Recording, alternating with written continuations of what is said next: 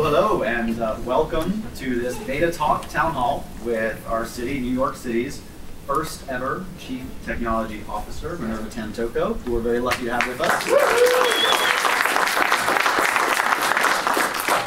So I want to start by welcoming you to the space. This is Microsoft Research. It is a network of over 1,000 scientists, technologists, and researchers all around the world. We're really excited to have you here. If you enjoy Xbox Connect or appreciate leading cutting-edge data privacy research or looking forward to Skype Translator, real-time translation coming in 2015, you have Microsoft Research to thank. So Matt Stembeck and I, where's Matt? Matt's in the back there. So if you don't know Matt, you should get to know him. We joined Microsoft earlier this year to launch a new team here in New York called Technology and Civic Innovation.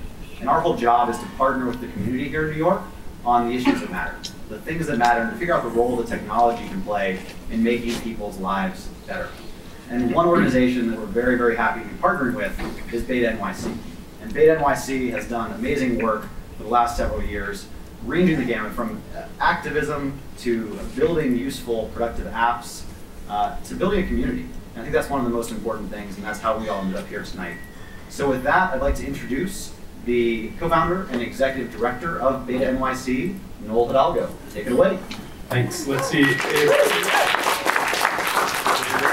Thanks. Great. So this is our last event of the year, and we're really honored to have Minerva Tantoco. I've been reading quite a bit about her and have absolutely been shocked that we're so fortunate to have her back in New York City. There's a funny story that I have a small side project, and I was saying, oh, hey, Nathan, I'm working on this project. And Nathan and I have been doing activism, digital activism for many years, and he's like, Minerva? You're working with Minerva?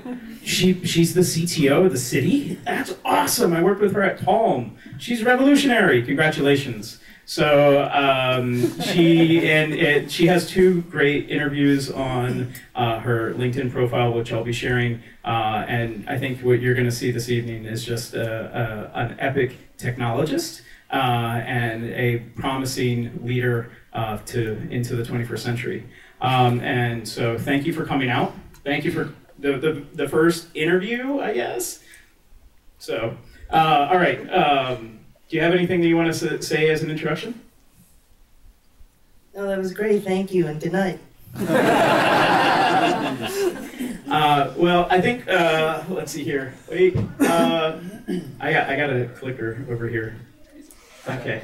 I think that this is a quote that many of us who are hackers or as kind of like counterculture people could embrace. I'm not sure exactly where Minerva stands on the hacker counterculture line, but I learned to pursue what interests me and to trust the paths that my instincts led to, even if they did not follow a prescribed order. So the question is, do you consider yourself a hacker? Yes, absolutely. I think, I grew up in the time that punk rock was being invented. And so we used to call ourselves punks in pinstripes when we had to get real jobs. So that being said, do you have a moment that kind of like defines you as becoming a technologist? Well, it was a slippery slope, actually. I started off wanting to be a doctor, and I went, to all public schools. I grew up in Flushing, Queens. Yay, Queens! Come on, Queens! All right.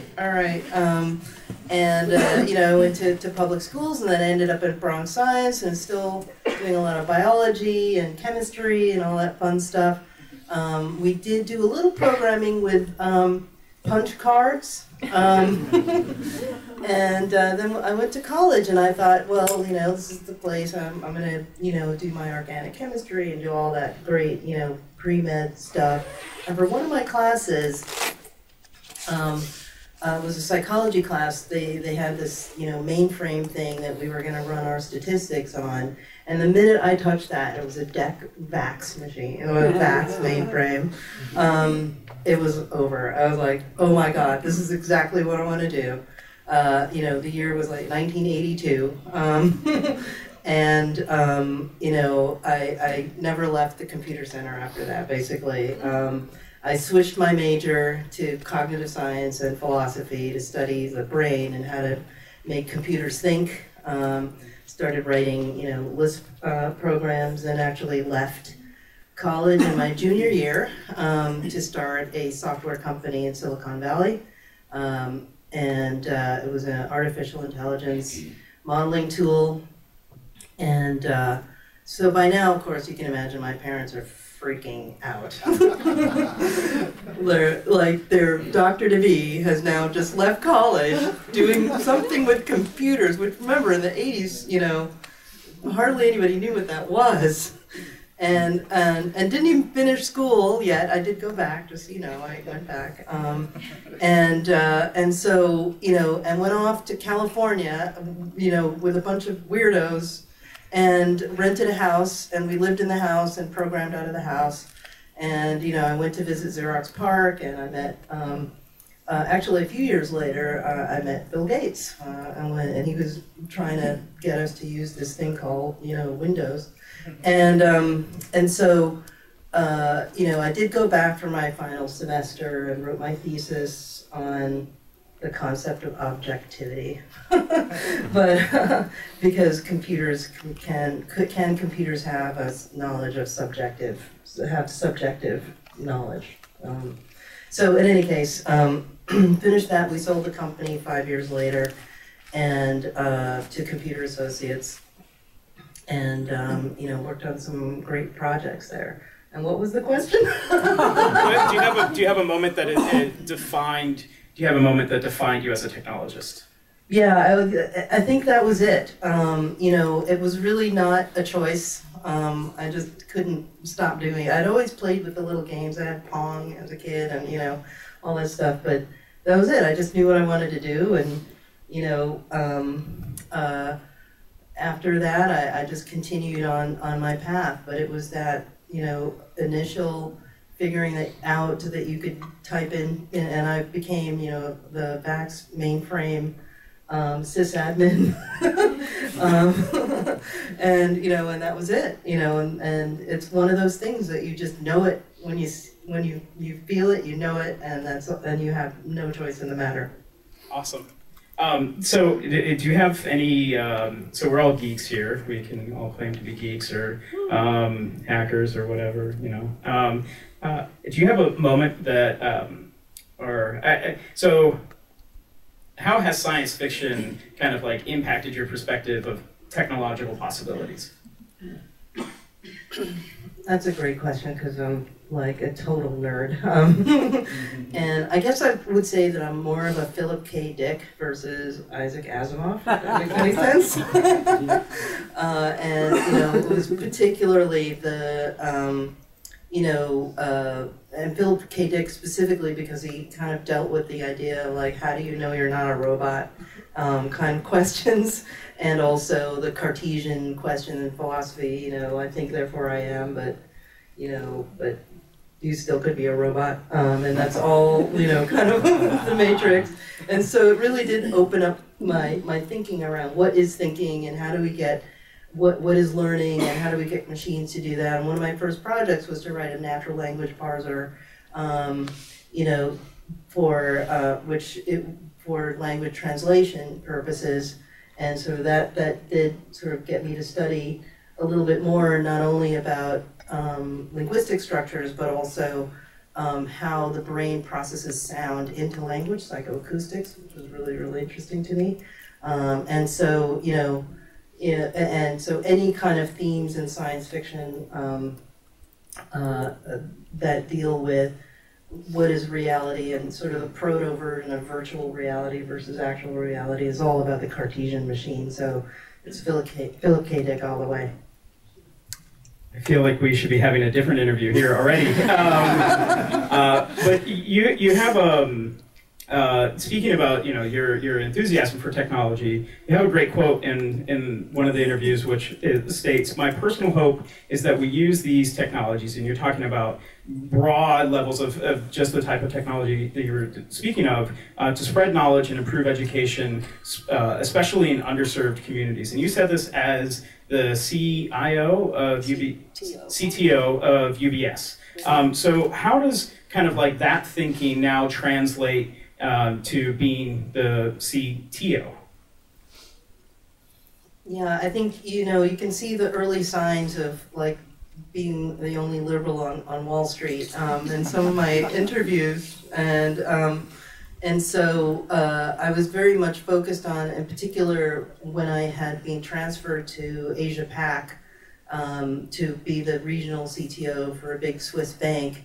And first of all, met such incredible, innovative, creative people, where there was one internet connection and like a plate of rice. Like that was what they had. I met some really inspiring folks who literally, because they were able to get to the Buddhist temple and print out stories and learn to read, taught themselves how to read, taught themselves everything, eventually made it to college. And one of these folks I met, Rithi Tool in Cambodia, he now has a co-work space in Phnom Penh, and I went to visit there. And here's a person who literally, was born into absolutely zero advantages. And when we did the tour of this co-work space in Cambodia, he said, "Oh, do you want to visit the robotics lab?" So it was just like, it just struck me how important, internet access and technology is, and how empowering it is. If that's the only thing you have, and that and a monk's robe, you can really make huge changes in the world just by giving people access and a computer. So since then, we did some projects with some companies that have, sent over some of their technology in advance, and they're launching some new companies out of there. So that made me think that we have a lot of opportunity in all underserved communities. And now here in New York City, we have the same opportunity as, the folks in these other countries, and we should most definitely be providing more affordable broadband access. We should be providing classes. We should be, and we have the power to do that, because it's just unbelievable and life-changing for folks. And if we don't do that, we are just deepening this digital divide with every passing day.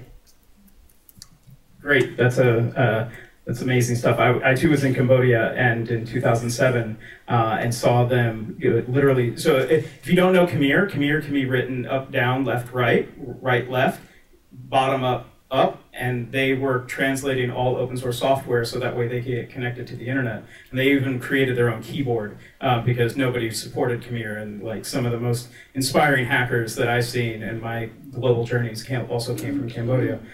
So, you're back in New York. CTO position is a brand new position.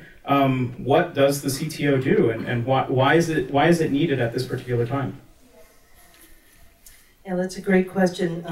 And I should point out my colleague Jeff Merritt from City Hall. He's the Director of Innovation for the Mayor's Office of Technology and Innovation. That's the new office that was created with the CTO at the head. So he's one of the founders, shall we say, of our little startup. And excuse me, sorry. And it's a really great question, because it's sort of why CTO, why now? And I think the two biggest goals, I would say, that the CTO position in the city of New York is to help coordinate a citywide tech strategy. So, the city government has a lot of agencies, probably over 60, and they're all, doing their own tech things. And yet there's sort of a broader strategy around the things we want to achieve as an administration under Mayor de Blasio, and we have a need to tie together citywide some of these really key technology strategies so that we actually all move the ball forward. The thing I like to use is, as an example of a strategy is, and you know, I know I mentioned to you about the dragon boat. So when I was in Hong Kong, I was looking for a new sport. I'd been a cyclist, and Hong Kong is known for its dragon boats. It's a rowing kind of sport where you have, you know, about 20 people sitting side by side. And the thing about it is, you have to paddle together, and you actually orchestrate, you know, 5 fast strokes, then 10 really deep strokes, then another 50, you know, long strokes. And so you all have to paddle together to move the ball, to move the boat at the fast and as far as you can. And actually, if you don't paddle together, the boat doesn't move, and you could be the strongest paddler on the boat. But if you're not in sync with the others, you're actually slowing the boat down. So this, to me, is a perfect metaphor for strategy. It's sort of having that same sort of pace together so that you're all moving together at the same time. And so this citywide tech strategy is really about connecting and collecting all of the great things that have happened, moving them forward, things that we're looking into the future for, and then providing that space for collaboration across the different city agencies. The other, so that's a citywide tech strategy, and the other is to really foster innovation, right? So there's a lot of, from an enterprise CTO perspective, you want to have that tech plan. It's like, okay, we're going to move to this standard and that standard, and everyone's going to have a mobile, you know, app and that kind of stuff. But also to really tie together the innovation both inside and outside. So a huge part of my job is really the private-public partnership and external engagement, meaning external to City Hall. How do we connect the creative people in the larger tech ecosystem in New York and bring those creative ideas into government? And so make it truly a collaborative effort, not only inside the city, but with the city itself. That's great. I mean, those are the things that we kind of echoed in the People's Roadmap to a Digital New York City and that we wrote last year. So it's great to see that this administration is listening to the people and working. I mean, this is the same thing that was echoed from the New York Tech Meetup. So that's awesome. Was it yesterday or the day before yesterday that there was a new executive order that was signed that gave you some serious power, would be one way to put it, and that, yeah, exactly, Wonder Woman strength, and it really empowers you, and then it also empowers the CIO, which is the director of Do It. Can you talk a little bit about the relationship that the two of you have in regards to the two different roles as they're defined, what sets you apart, and kind of like how you see yourself working together? Oh, great. So when you only get you ask 5 questions in a row, so you only have the mic for a short time. I'll try to remember them all. Remind me if I miss some. So on the executive order, this is really great news because, you know, one of the concerns that one would have going into a role like this is of course you can create a strategy and a vision, but how is it going to get implemented, right? Do people have to actually listen to it and do it? You know, and so the idea behind the sort of resurrection of this technology steering committee is to, again, have the key players in sort of the tech management for this whole city, right? So you've got the commissioner of the Department of Information Technology and Telecommunications, that's Ann Rose. So she's in charge of all of the operations, IT operations, you know, and infrastructure in the city. And then you have the director of the Office of Management and Budget, who controls, you know, the budget, right? The money man. And then you have, you know, the Chief Technology Officer, who is there to make sure that what we're spending money on and what we're doing is aligned with the strategy, right? So then that helps you make decisions about if we're doing X, does it keep us from doing Y in the future? If, you know, is X actually aligned with this? Are we actually still paying close attention to the digital divide in this? How does this help New York become a smarter city? And how are we using, you know, the funds of the city to put forward that strategy? And so you've got the sort of the strategic, you've got the implementation, and you have the money guy, you know, kind of overseeing and looking after, you know, the big tech decisions in the city. So hopefully that explains, you know, both how we all work together and why this executive order is so important to make sure that we don't just create a pretty roadmap, but that we actually make it happen. So, nice segue. I think you're looking over my shoulder here. By the way, put some water here if you want some. In our call, setup call, you talked about some disruptive technologies. And I have this other quote. What I love about mobile is its disruptive power, similar to the internet, to create new businesses, but also in changing our daily lives and our society as well. So the city has already put out 3 technology roadmaps. Chicago has a roadmap. There's a number of other international cities that have a roadmap. What's kind of like your vision of a technology roadmap? Though I think you've already expressed some of that. But you know, what are the specific technologies that you're looking to pioneer here in New York City? Okay, so I'll take those in order again. I think one of the I think there's strategies and I think of them and I can talk, you know, CTO language to you, right? So a lot of it is about which time horizons you choose and having a series of time horizons and work streams that you want to hit along the way. So, you know, there's the sort of near to medium term things that we want to address around improving the efficiency of our city's technology itself, right? So, you know, city governments are very much, you know, some of the largest purchasers of technology goods and services, but they haven't always gotten the best deal, shall we say, or even made, you know, in some cases, you know, made some of the right choices. So I think in the nearer term, it's going to be a lot about improving the efficiency of the technology that we have and making the most use of that and moving that forward. The next sort of set of things is around, you know, empowerment and engagement. We want to look at technologies that can really empower, you know, underserved small businesses, startups. What are the things we're doing in that space and engaging? Engaging is what the word I use around civic engagement, participatory kinds of technologies, and where we can get much more creative with collaboration platforms, both, you know, inside the city and with folks outside city government. And then finally, you know, technologies that make the lives of everyday New Yorkers better, and that's where I would put things like Link NYC. Is everybody familiar with Link NYC?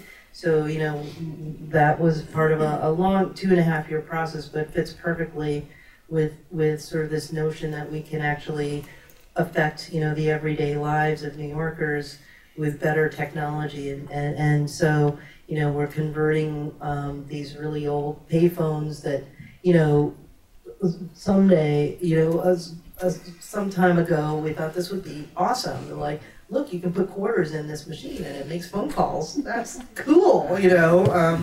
And, you know, and a short 15 years later, we're like, get rid of them. We hate those, you know. And now they're going to be these really cool Wi-Fi hotspots and charging stations, and it's going to be paid for by advertising. But we can also use those panels to send public service messages that are location specific, like evacuate now, there's a storm coming, you know, all that kind of stuff. So it's really sort of, that's an example of sort of the smart city, everyday New York kinds of things. In terms of, you know, just catching up with technology, there's a lot of work to be done, a lot of legacy systems, but I think we can leapfrog some of those to provide, you know, instead of spending a bunch of money now to get where everybody else is, I think we could be wise to invest in what we think will be the norm 5 years from now, right? So this notion of road mapping and leapfrogging is another sort of strategy I think we're looking at, and definitely selling folks on the idea that, well, you don't need gigabit now, but 5 years from now it's going to be the norm. So let's put that in now instead of putting in what everybody else has now and then having to go back through all the payphones again and upgrade them. Does that make sense? Yeah. Which actually kind of segues into, we spoke a little bit about design thinking, and I think that several people in this audience are very passionate about design thinking. How does that, what is your personal philosophy on that? And how do you plan on bringing that in to the city? So I think, it's always this sort of inside-outside kind of approach. I mean, one of the things I'm looking at is how do we engage more of the folks inside city government and in terms of design thinking and kind of not thinking incrementally and thinking big. But there are a number of really great programs, which right now I'm probably more like a fairy godmother to than sort of really driving, but I plan to get more involved around introducing design thinking into New York City's public schools, creating more and more programs for kids and adults actually to start thinking more in that vein. I mean, my personal view is that I pretty much invented every job I've ever had, right? So there was no preparation. Like, I could say, well, everybody go ahead and be a pre-med and then, now work on a mainframe and you can, or have the kind of thinking process that says, if this job doesn't exist, I better do it. And so that's sort of the idea that I'm trying to promote around, there's no prescribed path. I mean, for many years, people looked at my resume and was like, well, what the hell are you, what is this, It doesn't make sense. You've gone from industry to industry. And it's like, yeah, but I've been doing the same thing. And, in every industry, we went from, I went from software, then into electronic publishing, and then went into e-commerce, and then from there, started to digitize and mobile space, and then started to digitize financial services, and it made perfect sense to me. So, so as long as it makes sense to you, keep going. Awesome. In your role, you've got many things that you need to kind of think about and implement, software and hardware and policy. In regards to software, do you think that New York City government has an obligation to minimize its software procurement costs? And if so, what's the role of open source in all of that?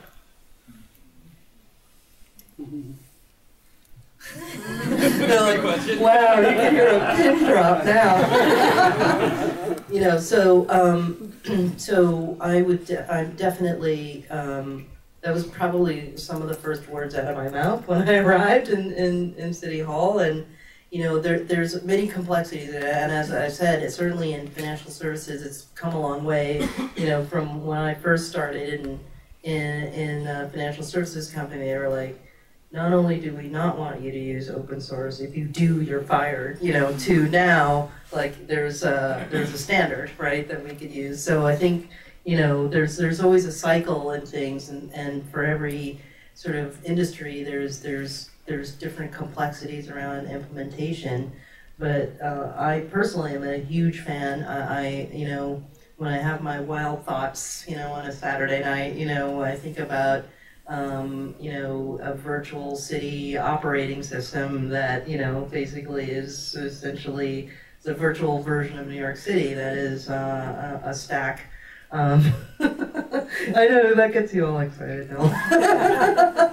And what's great is when I attended the Smart Cities Expo in Barcelona, there are other cities already doing this.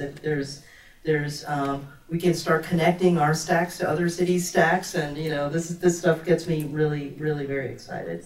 And I would love to engage with BetaNYC and the members on sort of the creative ways to design this together with you. we've had some runs at it. There's sort of there's a GitHub, page, and it hasn't. The last post was 2013. I checked it. I think. Did it know? We made commits. We did? Yeah, we've got commits in there. Okay. Active. All right. Good. Good. Keep it alive. And and I know, and we've talked, and I've talked with again another member of this like badass tech team in City Hall, Amin Mashariki, the new Chief Data Analytics Officer. We're very focused on making that data more usable as well. And so, yeah, I'm totally all for it. I think we just need to figure out what's the right way to do it, in the city, the right approach that shows, both the immediate value and helps us, kind of create that picture that we can all kind of move towards. If that makes any sense. Yeah. But do you have any particular open source projects that you're really excited about? I would say probably not at this time that I can discuss, but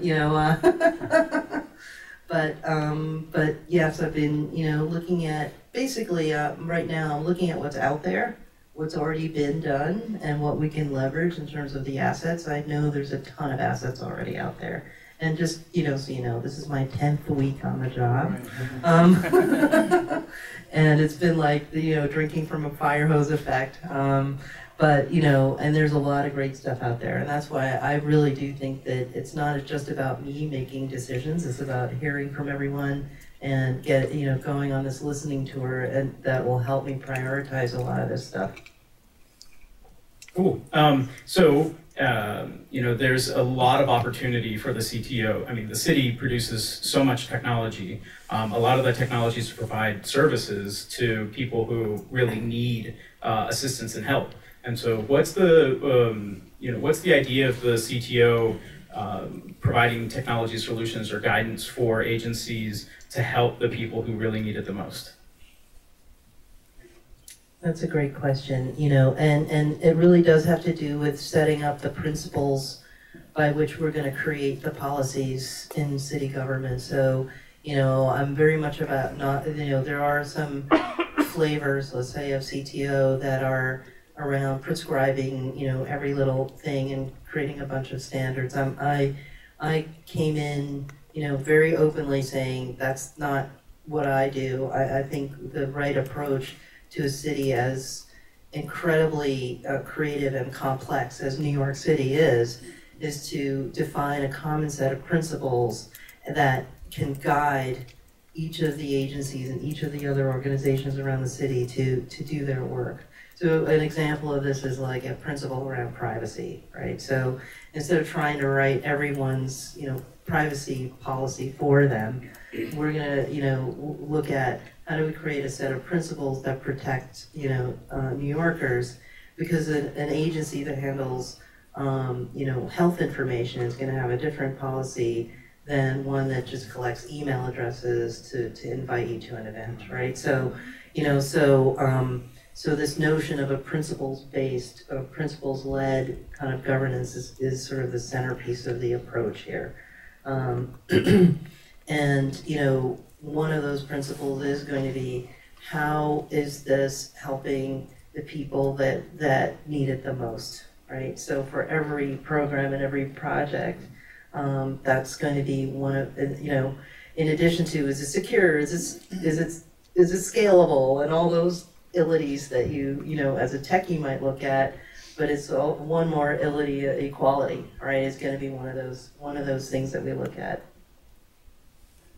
Cool, and I know that there's there's so many issues that are important to us, but with Link NYC seen as an opportunity to bridge, provide a digital bridge for so many New Yorkers, what is the city's role in protecting net neutrality? Well, we've definitely, as an administration, spoken out. There were various events, including a lobby day in Washington, D.C. We can influence and support it, and as much as possible, try to influence the policies and laws that are being passed. But that's something that's addressed at the federal level at this point, so we can have a really, really strong voice and try and influence it as much as possible. Okay. Moving on to some open data questions that some of the, by the way, for those of you who don't know, like 98% of these questions were generated by you, the people of BetaNYC. The last 2% were generated by me. Open data is, New York City is at the forefront. New York City is #1 in the U.S. Version of the Open Knowledge Foundation Open Data Census. Do you have any particular favorite New York City data sets?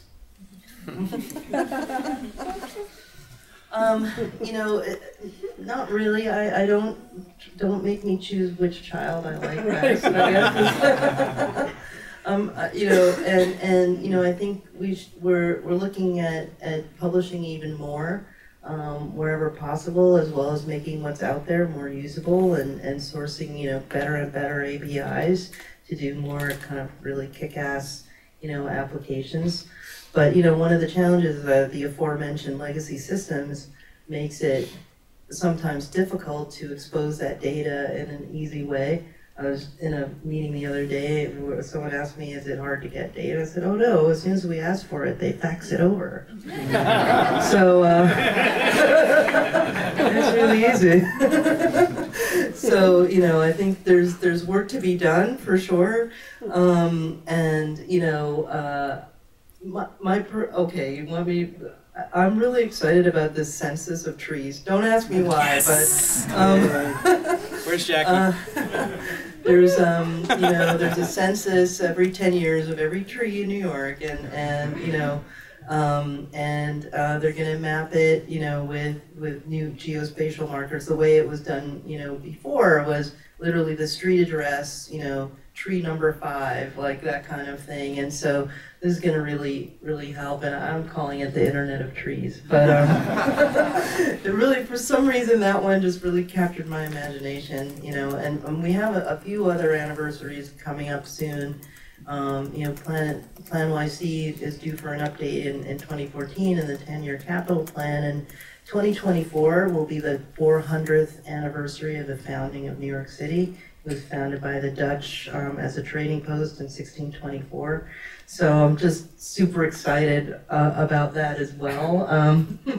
It's really sort of seeing the history of this fantastic city, for over 400 years, and imagining what 2024 should look like. I want to hear from all of you as well, what your fever dreams are telling you, because they'll probably come true.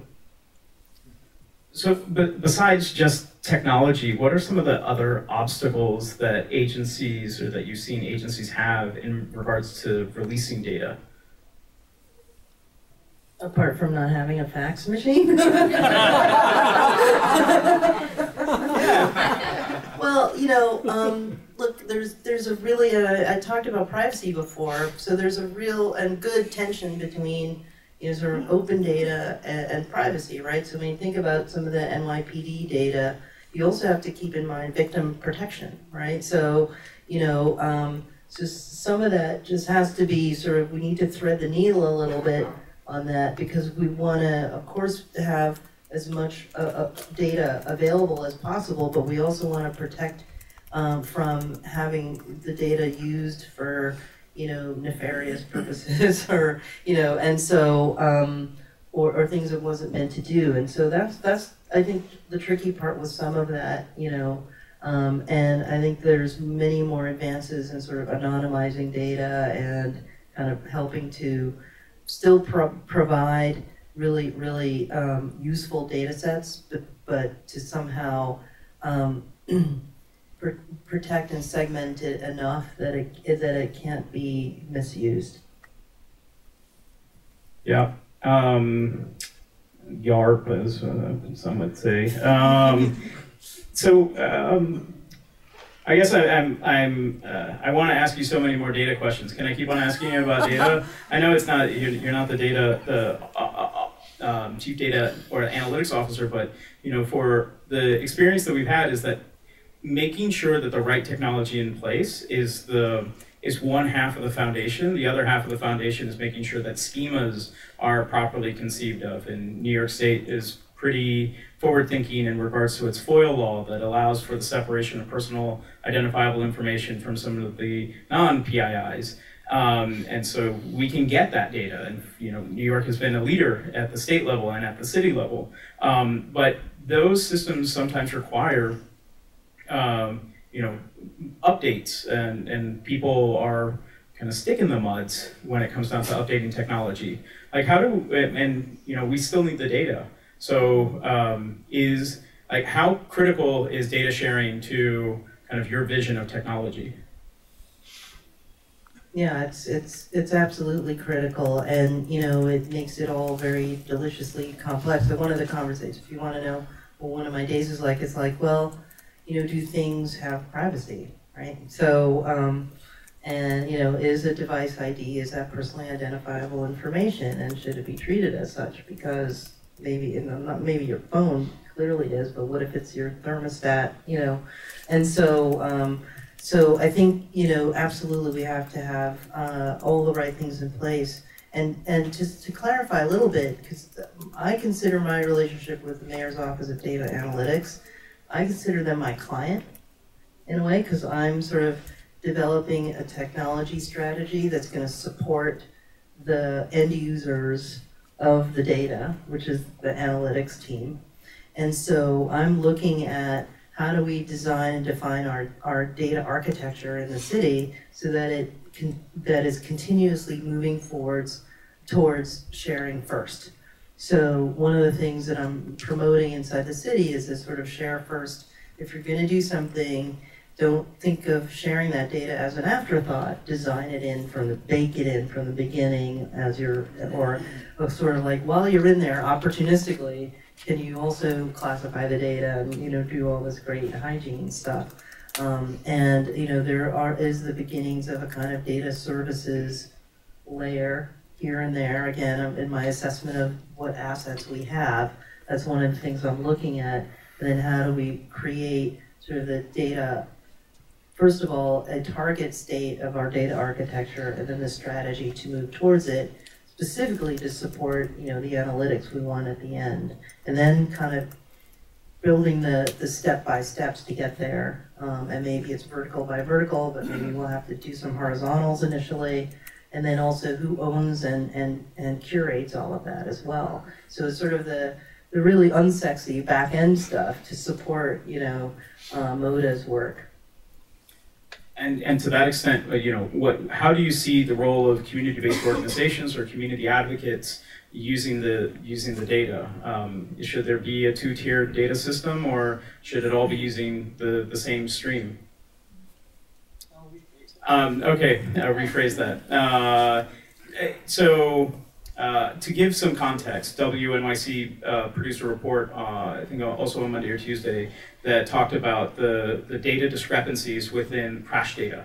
And the mayor has been, as part of one of his first initiatives is Vision Zero. And we within our community, as well as the transportation community, have had a long slog to get crash data improved in a way that's machine readable. BetaNYC story says that there's NYPD is producing two disparate versions of the crash data, and so one of the questions is, how do we get? My question would be, how do we get to have a single stream? But what is the what is the role of community-based organizations using the same data sources as the city? Like, do you think that we'll ever get there? How do we get there? What's their role of public analytics type of? I think those are the questions, or at least I would like to hear your thoughts on. So. Okay. So I think there's always going to be, it's really interesting because I do think that we absolutely need to and must harness, all of the great work that civic and grassroots organizations are doing, that also corporations are doing, and do much more with the data than the city can or has the resources to do. And so I think there's a hugely important role in sort of citizen participation in all of this. And on the other hand, I wouldn't want to see governments just completely outsourcing what they should be doing also. And so to me, the Office of Data Analytics, which is really helps the agencies run the city, sort of that dashboard, I think that's something that needs to have ownership inside the city agencies as well, right? As far as the two streams, I don't know enough about that to really comment on it, but I do think that there's a I don't know if sort of the singular stream, is really what's at the core. I think it's really about going towards a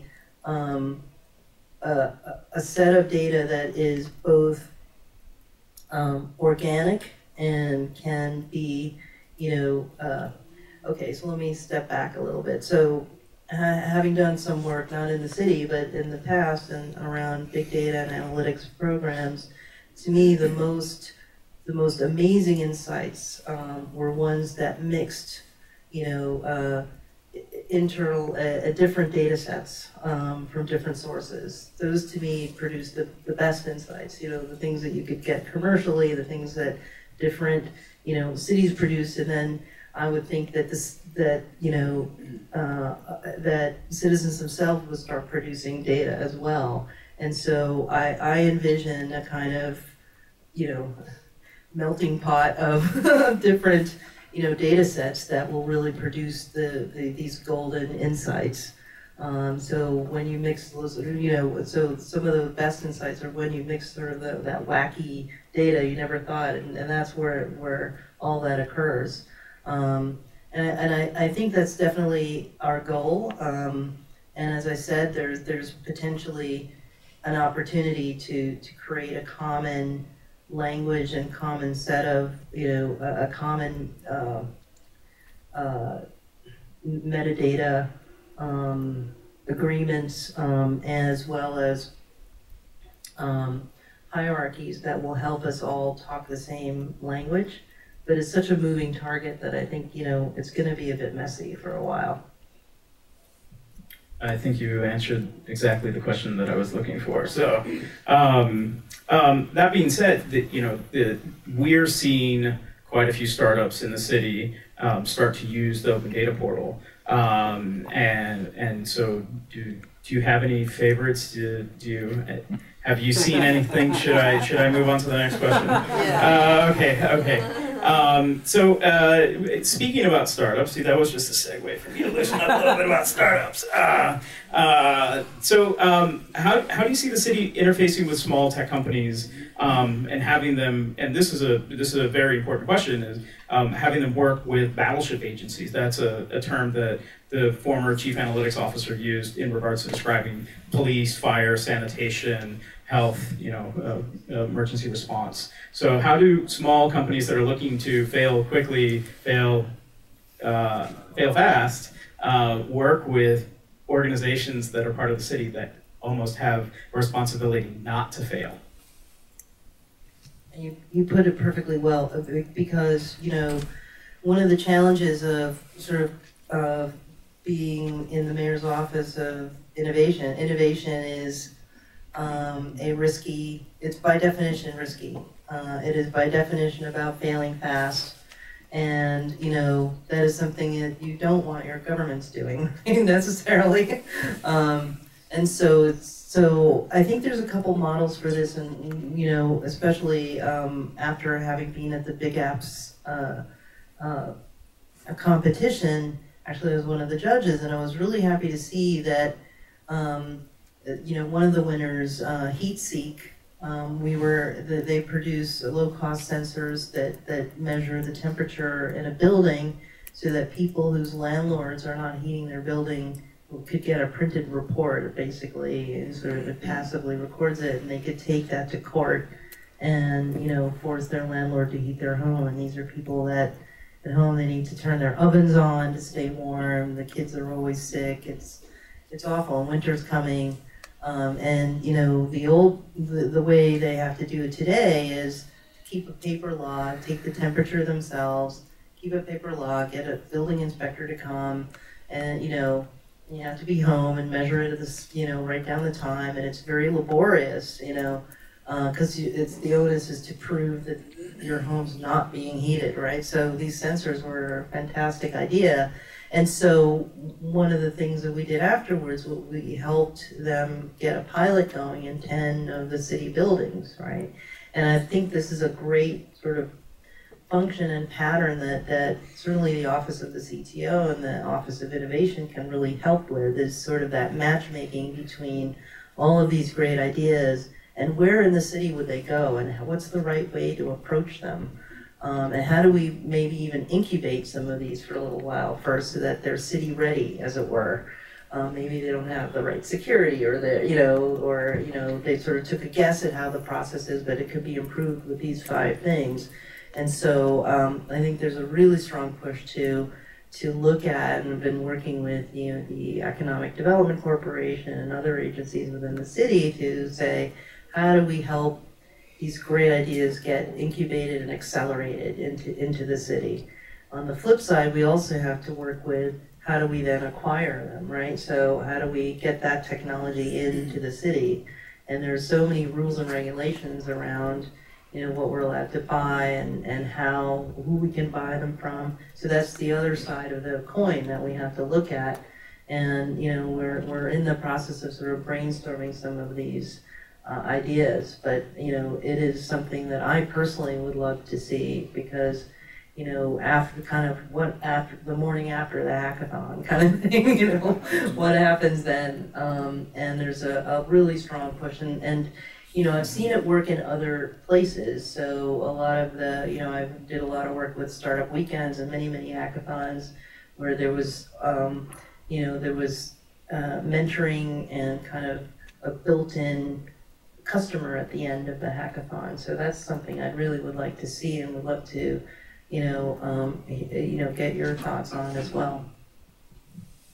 Do you want my thoughts now or later? I think we're going to get your thoughts. Okay, well, I mean, what we've seen just from the community is that, you know, we run hack nights on a weekly basis because the idea is that we need time to gestate either the data, the interface. We're doing it from a volunteer perspective. You know, we're not doing this from a startup perspective. And where, what's your vision then with sending agencies to all of the different meetups that are out there, not just us, and the different community groups that are out there to kind of like help triangulate and troubleshoot around their technology and data needs? Is there going to be? Are you going to come up with policies for us to engage with you, so that way we're City Hall ready? Yeah, I think there's again sort of this concept of the treasure trove of use cases that people could like take on and adopt, right? So so I think it's a two-way level of communication on this, and I'll give you an example. In my last job, we were looking at, well, we have this problem. How do we really secure documents on mobile devices? And so, we kind of put it out there. And, we found a pretty good technology, but it was in no way, ever going to meet, our standards around encryption and location-specific rights and, all of that stuff. So we worked with that firm and gave them sort of the requirements that we needed to make it work. And then we also took an equity stake in that firm as well to help them along with product roadmap that the bank needed to move forward. and then ultimately, you know, that company was sold to another big tech company, so which then provided sort of the larger institutional infrastructure that we needed to continue using it. So that's one pattern. I'm not saying that's what we're going to start doing, please. But you know, I think another pattern that I really like was actually the RFP process for Link NYC, because the way the procurement structure is built, if I would need to buy 1 million chairs for the 1 million school kids, I specify the chair, and you know, I say it has to be a certain support certain amount of weight and all of this stuff, and then I put it out to bid, and by law I have to select the lowest bid. That's literally the law, right? So the thing about the Link NYC was started as a contest, you know, reinvent the payphones in 2012. Then a lot of the ideas were baked into this RFP that went out. And so instead of saying, we know the answer, give us your best bid, we're like, here's the problem, give us your best proposal. And then those proposals were reviewed, and then the best one was selected. So I love this idea of, here's the stuff, here are the problems we're trying to solve, give us your best solutions, and then we'll kind of procure it that way. You know, Central Park was also like that. Did you know that? Yeah. Okay. Did everybody else know that? Central Park was actually designed through a design process. It was what I call the first big app, designed for the elite, but then occupied by the masses. So speaking about startups, you know, there are a number of startups who like to cause controversy. 3 of them, one of them no longer exists, but Airbnb, Lyft / Uber, though those are 2 different ones, and Arrow come under considerable legal, come under questionable legal operations. What do you say to someone who thinks that NYC is harming its reputation as a startup-friendly city?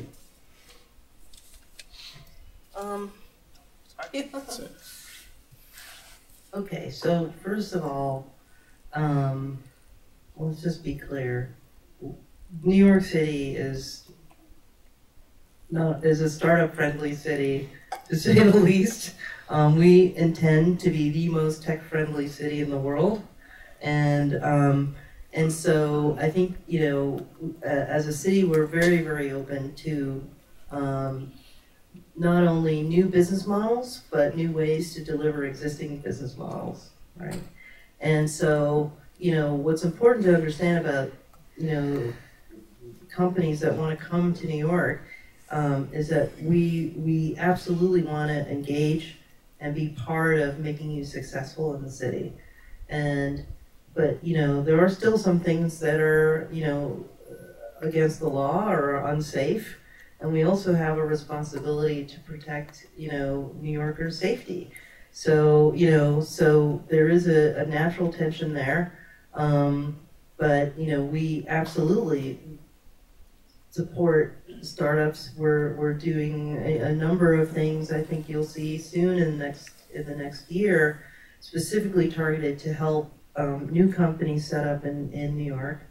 And, you know, if you are doing something in a regulated industry, and you sort of, you know, purposely try to do sort of regulation arbitrage, well then, you know, and don't engage us, then, you know, it's going to be very hard for us to work cooperatively with you. Now, you know, technology always runs ahead of laws that exist. You know, I've been through a lot. I mean, you know, when e-signature first came, you know, it started happening. People didn't understand it. They were like, how is that a legal document? You know, you're crazy. And I had all the lawyers saying, the law is based on paper and pen on ink and seals and things like this. And you're nuts. And, you know, just clicking on anything means nothing. It's going to be totally thrown out of court, you know, and it took a while. But now, you know, we can sign things, and it may have some unintended consequences too, which is like, now people don't actually read, they just click, right? So, you know, when's the last time you actually read one of these click sign things? So, you know, you know, whereas maybe if it was a printed out piece of paper and you're sitting in a lawyer's office, you might have read it, you know. So, I mean, that there's positives and negatives to everything. So eventually the law caught up, you know, and considered in most cases, not in every case. I think the deed to your house still has to be a piece of paper. But you can buy the house with a click, I think. And so, you know, so there's always going to be this sort of technology running ahead, because laws are based on the things we know, right? But I would hope that if it's a new way of delivering an existing service, that, you know, that the city can find a way to, will find a way to make those resources available. I think what I've observed so far is that there's actually tremendous resources in the city agencies. You wouldn't believe.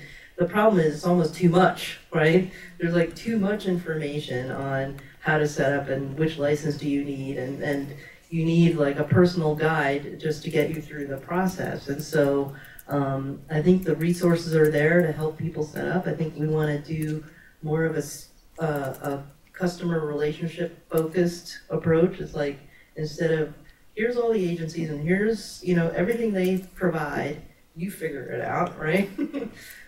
We're trying to do a more customer-centric sort of review of this, and thinking about CRM, you know, citizen relationship management, and all of our approaches, so that, you know, we can actually make these resources that are out there actually available and easy to find.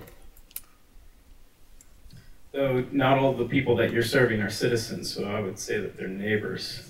That's one thing that's something that we've taken to heart, is just the term of understanding individuals as neighbors. So I'm remiss to not have to been able to use the quote, but now I can't seem to click this through. But this is going to be a segue. Yeah. My manual clicker. So yeah, go for brave, brilliant, and badass. I think that's a very simple line to define who Minerva Tantoco is and what she's looking to do. And I want to end with the fact that you're asking for people to give feedback. Next slide. Thank you. So you have two questions that you wanted to pose to this community, and that we're going to share using a very awesome door app called Screen Door. So thanks, Adam. Though this app is not endorsed by the CTO's office. Just want to make sure that that's clear. It's endorsed by Noel, though. But it is, yeah. Can you tell? Can you kind of elaborate? I think that there's another quote, which is that you can retain talent by creating a sense of community rather than giving people lots of money. So if this is your first opportunity to engage with the community, what are the questions that you have for us to really create a sense of community with you in your office, and what are the next steps? Okay, so first, thank you for using that quote, because it was my interview at Forbes, and I'm pretty sure it was the first time they ever used the word badass in Forbes, and I'm really proudest of that, to be honest. So, you know, you were saying that look, what am I looking for from the community? Yeah. Yeah, I mean, let's, you know, I'm here. I'm really a good listener. And, you know, and very, very much want to understand and collaborate with you guys on, you know, what you think is important. I think what's interesting is there's so much work to be done. Probably my toughest job is going to be prioritizing everything that people are asking me for. And so I really want to make sure that we focus, you know, the first couple of years of doing the right things at the right time. And I'm really relying on all of you to sort of help sort of guide and shape this. I mean, this is, you know, this is everyone's CTO, in my view. This is the first CTO of New York City, and we get a chance to co-design this role. I mean, if that isn't badass, I don't know what is. So really, I do want to hear from you and you know, and get feedback as we move forward in this. So, you know, constant iterative guidance is definitely one thing I really would value from this group. So, and I want to thank you for having me here. It's so nice to be in a room full of geeks. I've been doing more kind of political stuff lately, and it's so nice for me to just be able to sling these acronyms around and not worry and talk about Philip K. Dick for a moment. And I want to thank Microsoft for hosting this, and of course, thank you, Noel. You're just awesome. So thank you very much, and thank you, BetaNYC. Thank you.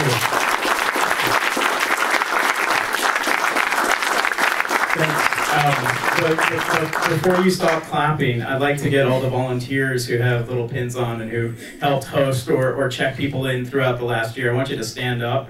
Yeah, go ahead, stand up.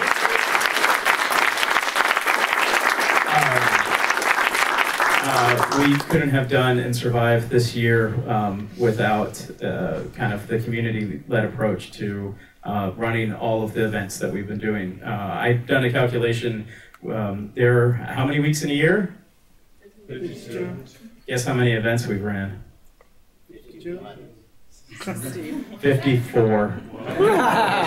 So that just goes to the scale and scope of what we're trying to do. So with that, this is our last event, and it's such a it's of the year. No, it's great to end on this particular note with you coming into the city. We already have discussion from Minerva's colleague, to be our January BetaTalk. So look forward to that. He'll either be in January or February, but he definitely wants to be the next victim on our roadshow. Thank Microsoft profusely, not only for hosting us, but also for being a partner for 2015, which we'll tell you more about in the new year once all the ink is on the paper. With that, I think John's going to say a few words to close us out, but before that, Haley, where are people going afterward? Flatiron Lounge. Flatiron Lounge. So there will be a Pied Piper, not the app, but the woman also known as Haley. And we're, to clean up, she's going to lead you to this great bar. And so with that, I'm going to say, John, thanks. Oh, yes. So everybody saw this, the bit.ly URL, you're going to get it. Please switch your emails from digest to subscribe to every single email. I will be personally messaging everyone. The video of this is, I forgot to say this, but thank you Internet Society of New York for doing the videoing and the audio recording. Jolly couldn't be with us this evening, but he will be back and reclaiming this equipment and then putting it up online within a week or so. So thank the Internet Society of New York.